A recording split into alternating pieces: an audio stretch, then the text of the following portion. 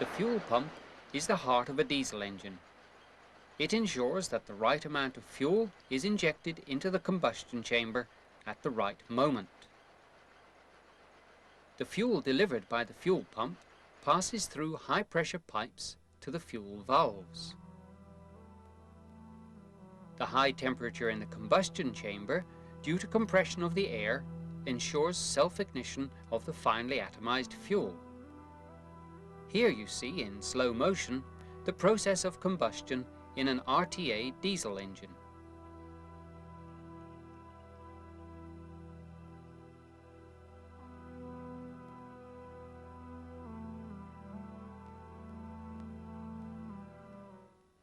To ensure optimal combustion at all times, the fuel pump must be periodically checked and adjusted. This film is intended to show you how the Sulzer valve-controlled pump works and to show you how it should be checked and adjusted. This sectional model enables you to follow the working principle of the fuel pump. With its upward stroke, the plunger delivers fuel to the injection valves. The suction valve controls the beginning of fuel delivery by closing, while the spill valve controls the end of delivery by opening. The delivery valve functions only as a non-return valve. The closing of the suction valve and the opening of the spill valve are controlled by the upward motion of the plunger drive through these two rocker arms and adjustable push rods. From this, it is clear that fuel is only delivered when the suction and spill valves are closed. By turning the eccentric shaft, which acts as the rocker arm fulcrum, the spill valves are made to open earlier or later, regulating in this way the fuel quantity to be delivered. As a guiding value for the fuel delivery rate, there is a scale from 0 to 10. The so-called load indicator.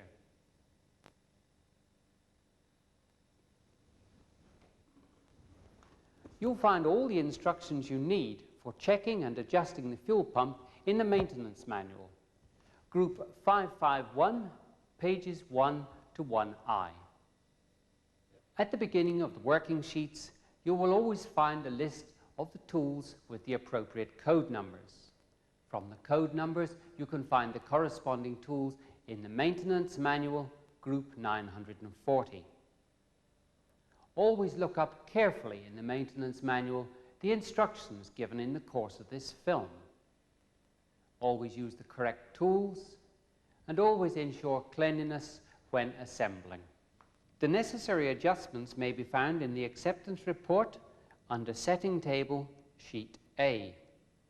The fuel pump must be adjusted only to the values taken from the setting table, namely the load indicator position, the idle stroke A, that is the plunger movement from the base circle of the fuel cam till the suction valve closes, beginning of delivery, that is the crank angle in degrees before or after top dead center when the suction valve closes, the total stroke B, that is the plunger movement from the base circle of the fuel cam till the spill valve opens, end of delivery, that is the crank angle in degrees after top dead center when the spill valve opens. The effective delivery stroke is arrived at by subtracting the idle stroke A from the total stroke B, while the delivery angle is the sum of, or the difference between, the crank angles at beginning and end of delivery. Before starting to check or adjust the fuel pump, the following preparations must be made. The engine should have run at least 30 minutes on diesel fuel before it is stopped. After opening the indicator cocks, Closing the starting air shutoff valve and engaging the turning gear, we can start work on the fuel pump. Close the fuel supply and return valves on the fuel pump in question. By removing this screw plug, the remaining fuel is drained off from the pump block. Before adjusting the fuel pump, make sure that the cams and rollers are intact.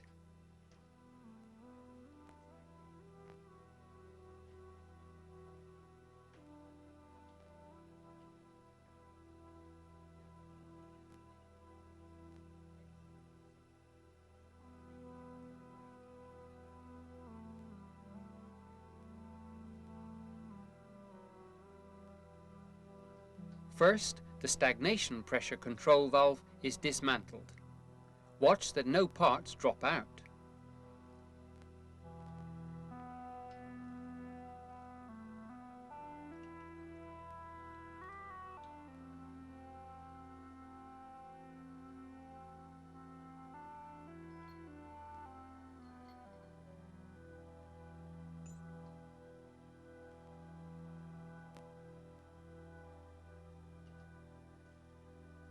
Note the valve designations: S for suction, D for delivery, and U for spill valve.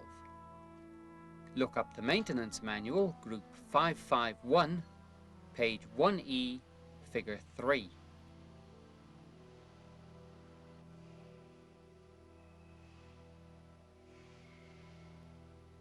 After lifting off the valve covers and removing the springs, the pressure bushes are released with this special wrench.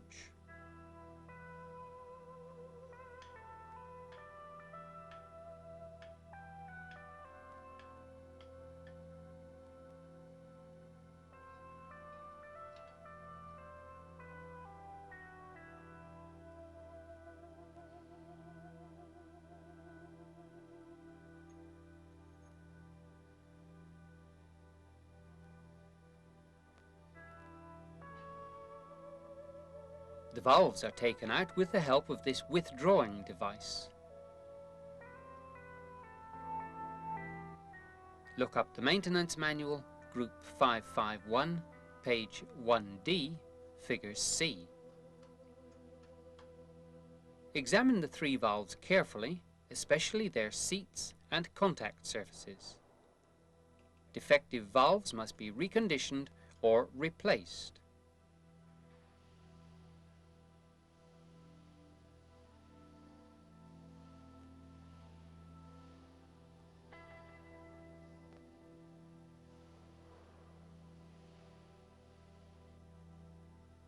The valve contact surfaces in the fuel pump block must also be in good condition.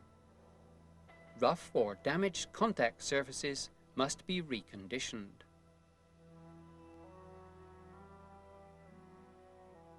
If necessary, the sealing surfaces on the fuel pump block and covers can be reconditioned with this grinding tool.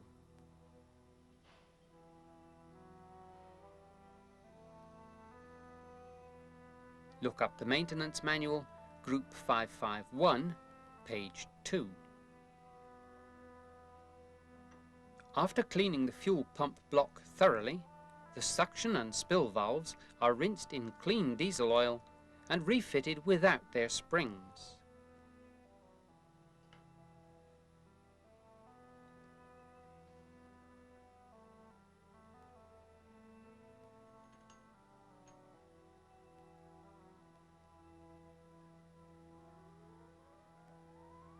The pressure bushes are tightened to 300 Newton meters.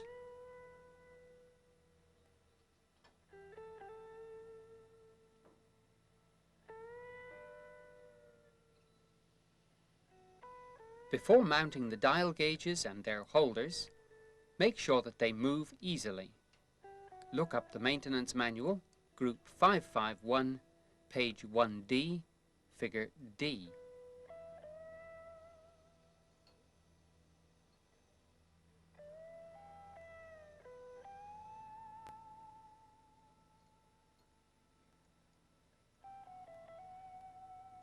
Before the fuel pump can be adjusted, there are further preparations to be made.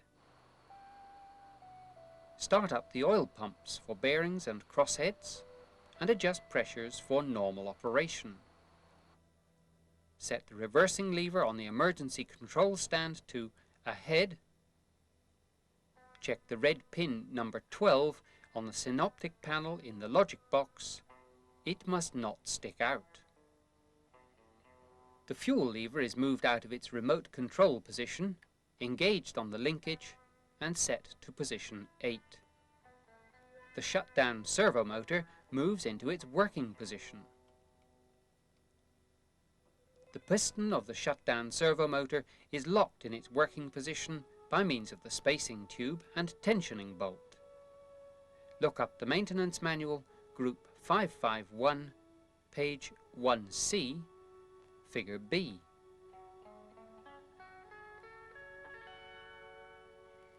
On the control air supply, the control air shutoff valves are closed, then the system is vented.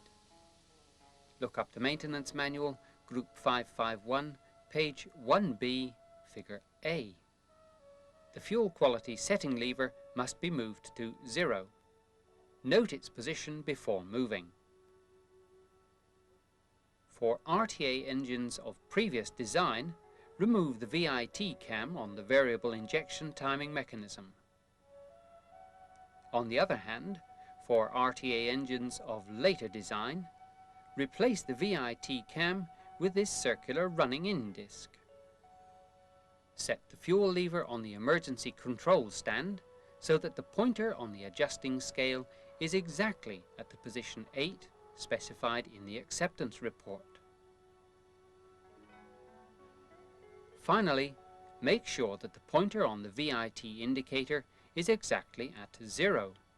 The roller is in contact with the circular disc, and that no spacers have been fitted to reduce the fuel delivery. After all preparations have been carried out, we adjust the fuel pump as follows. The engine is turned till the plunger reaches its highest position. The dial gauge above the plunger is used to indicate this. Make sure that the dial gauge has still enough stroke left to reach the cam pike position. The dial gauge above the suction valve, now closed, is set to 0. The engine is turned back till the plunger reaches its lowest position.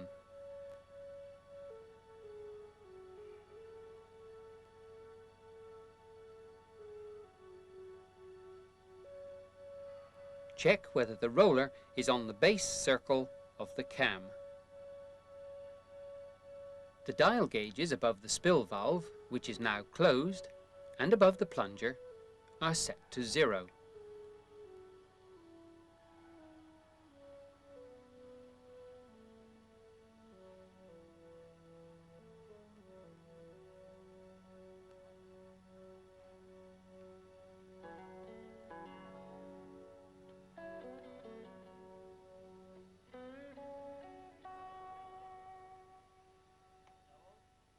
The engine is turned ahead till the dial gauge above the plunger shows the amount of the idle stroke A. Make absolutely sure that all adjustments are reached only when turning ahead.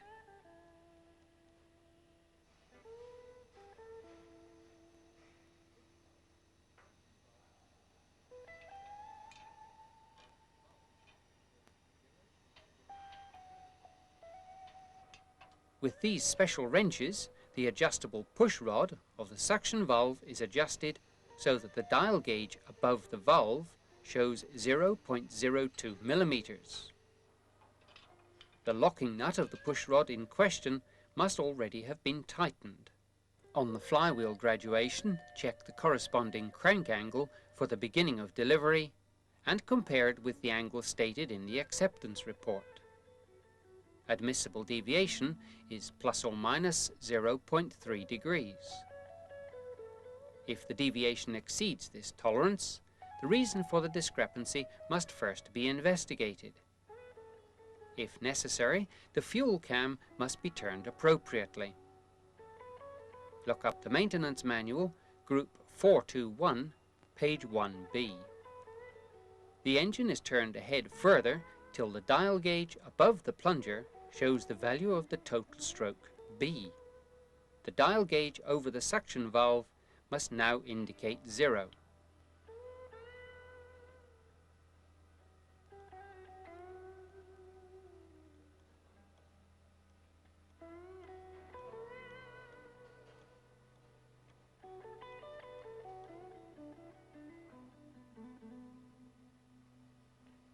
Just like the suction valve, the adjustable push rod of the spill valve is adjusted so that the dial gauge above it shows 0.02 millimeters.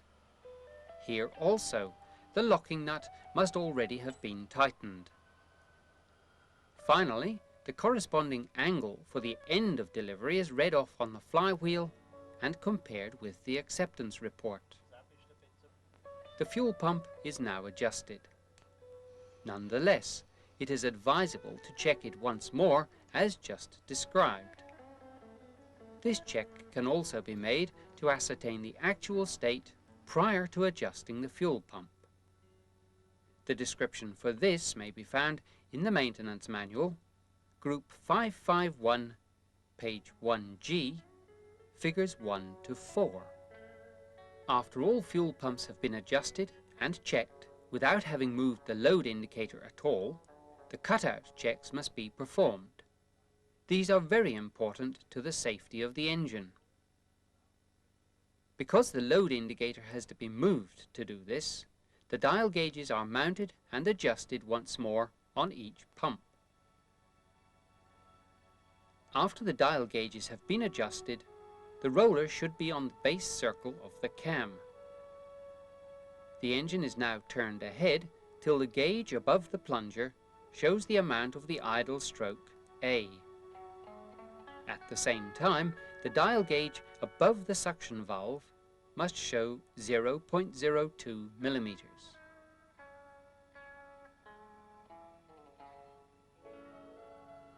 At the first cutout check, it must be ascertained how much the spill valve opens when the suction valve is just closing and the fuel lever is set to 0. While the pointer on the adjusting plate is at 0, check whether the load indicator on the engine is also at 0. This amount can be read off on the dial gauge at the spill valve and compared with the value quoted in the acceptance report. It must never be less than 0.8 millimeters. Now we check the manual cutout on the fuel pump. The engine is turned ahead till the cutout handle moves in again.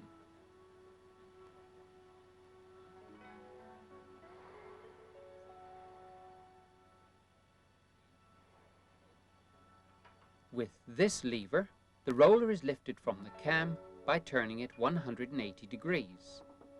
There must be clearance between the roller and the fuel cam peak. Look up the maintenance manual, group 551, page 1H.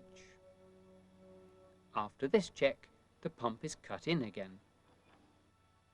The adjustment of the fuel pumps is completed. All parts are reassembled in the reverse sequence.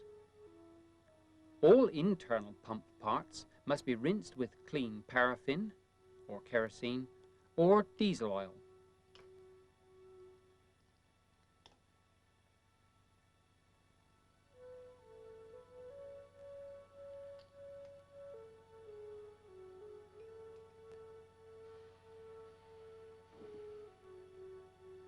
Tighten the pressure bushes to 300 Newton meters.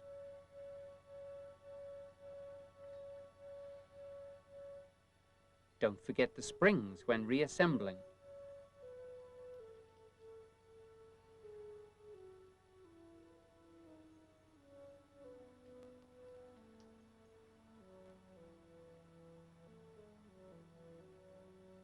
Check the contact surfaces on the fuel pumps and covers once more. Grease the screws with Molykote G paste.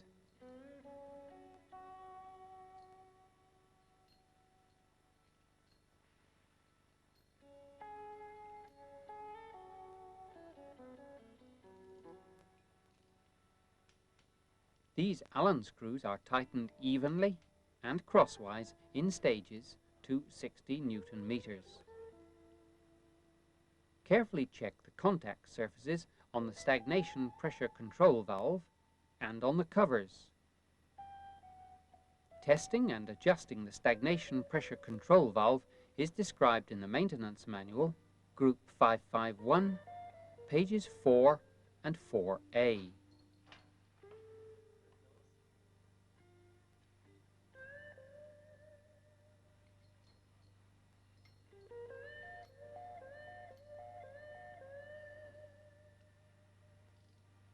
These Allen screws, too, are tightened crosswise in stages to 60 Newton meters.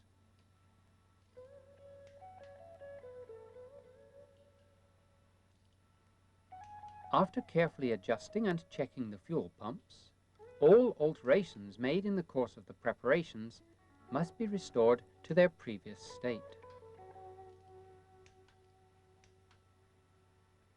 Open the cocks of the fuel supply and return lines on the fuel pumps. Place the fuel system under pressure and perform a leak test. This system does not have to be vented. The circulation valve looks after that. Put the pneumatic system under pressure. Restore the variable injection timing mechanism to its original state. Return the fuel quality setting lever to its previous position. Remove the spacing tube on the shutdown servo motor, screw in the tensioning bolt and secure it again. Set the fuel lever to its remote control position and bring the reversing lever to stop. The fuel pumps should be checked and adjusted in this way every 6,000 to 8,000 hours of operation, or if fuel pump parts likely to affect fuel injection timing have been replaced. It is absolutely forbidden to adjust the fuel pump during operation by altering the push rod length. Before putting the engine into operation, carry out all safety precautions set out in the service instructions, pages 011 to 011.2. If you have any questions about this film, please address them to a station of our worldwide service organization. At this point, we would like to draw your attention to our diesel training center in Winterthur.